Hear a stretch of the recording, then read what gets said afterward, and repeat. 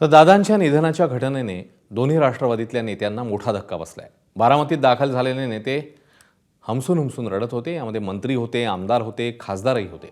दादांसोबतचं त्यांचं नातं प्रचंड घट्ट होतं, त्यामुळे दादांच्या आठवणीत भावना व्यक्त करताना ते त्यांचं पदही विसरून गेले होते।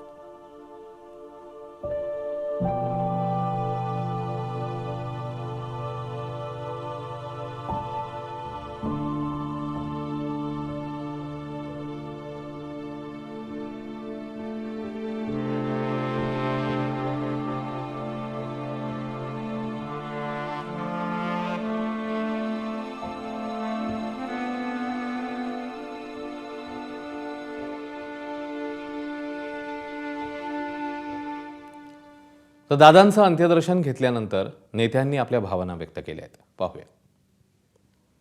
आमचं अस्तित्व संपल्यासारखं आम्हाला वाटतंय। जो आधारस्तंभ होता, जो बापासारखा आमच्यावर प्रेम करायचा, कधी जाणू दिलं नाही हो। असा एकमेव नेता होता की दर मंगळवारी आम्हाला आमदारांना बोलवणं, कार्यक्रम काय समस्या असेल ते ऐकणं,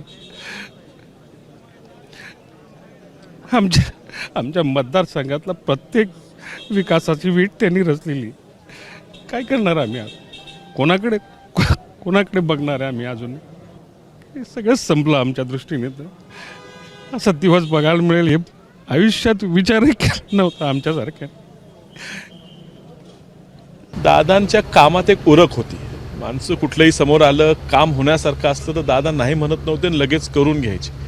राजकारणात आपण बघतो, कार्यकर्त्यांनी एकदा काम सांगितलं, उद्या ये, परवा ये, काम लांबवायची पद्धत दादांच्यात तशी कधी आली नाही।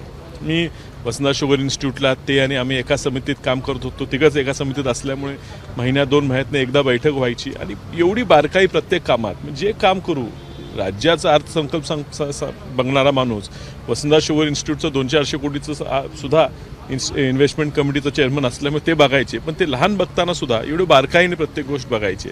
त्यांनी नेहमीच आम्हा सगळ्यांना पाठबळ दिलं, आधार दिला। चांगलं काम केलं तर प्रशंसा करायची, थोड्या कुठे चुका झाल्या तर हक्काने वडिलांसारखं ओरडायचे, मार्गदर्शन करायचे। आणि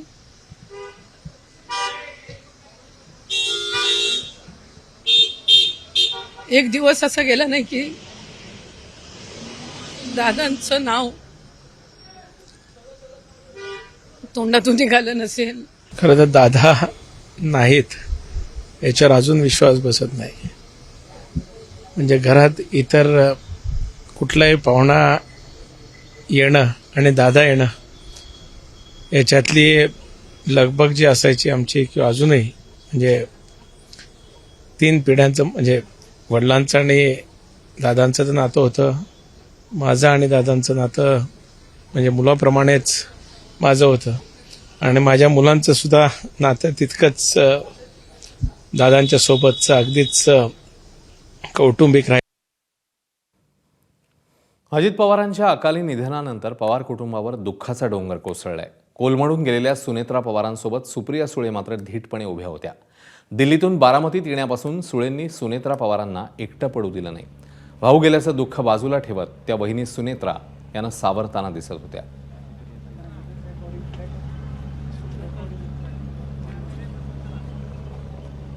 तर कालपासून ते अगदी आज अंत्यसंस्कार झालेले आपण पाहिलेले होते, त्यावेळी देखील सुप्रिया सुळे धीटपणे उभ्या होत्या। सुनेत्रा पवारांना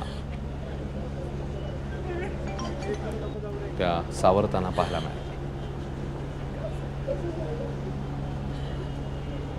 तुम्ही प्लीज हे बंद करा।